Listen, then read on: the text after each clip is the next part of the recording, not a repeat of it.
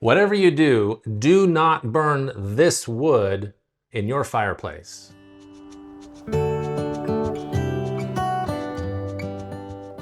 Hi everyone, I'm Chris, the Fireplace Whisperer, and I want to talk to you today about moisture in your firewood. A lot of times we think that all firewood is equal and that it's just wood. We're just looking at it and we think it's going to burn well in our fireplace. But what we don't know is inside the wood is a percentage or level of moisture.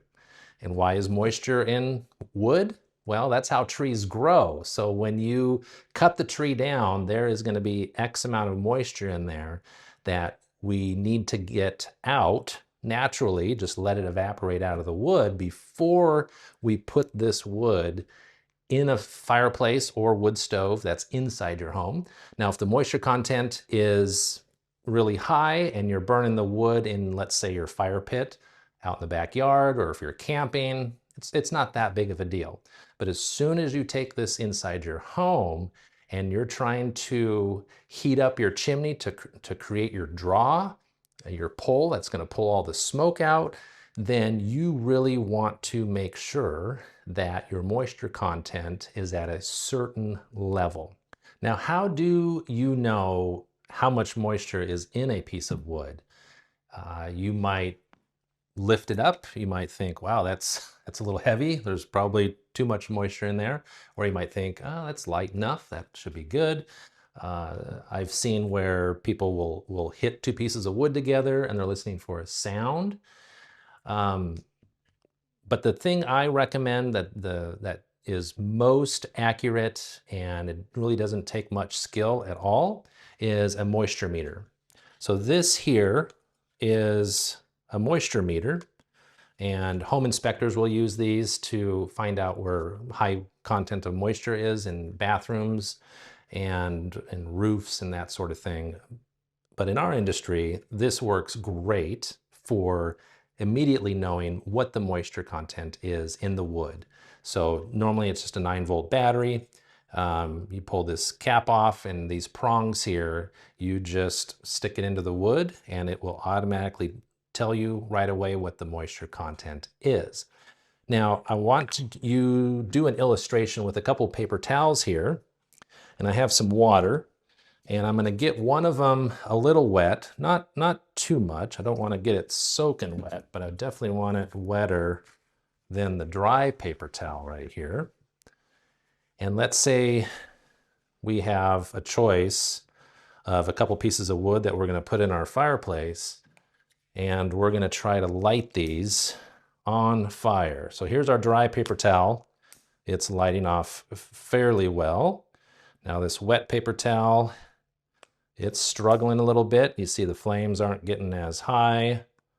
You also notice, and here's another, you notice the amount of smoke coming off of this. A lot more smoke coming off of the wet paper towel than the dry one. The dry one's already burnt up. So this is one of the drawbacks as well. If you're trying to burn a dry piece of wood in your home, you are getting more smoke outside the door. Your door is kind of cracked open. You're trying to give it as much air as you possibly can, but this wet piece of wood is just giving off way too much smoke. And that is one of the drawbacks of burning wood that's too wet.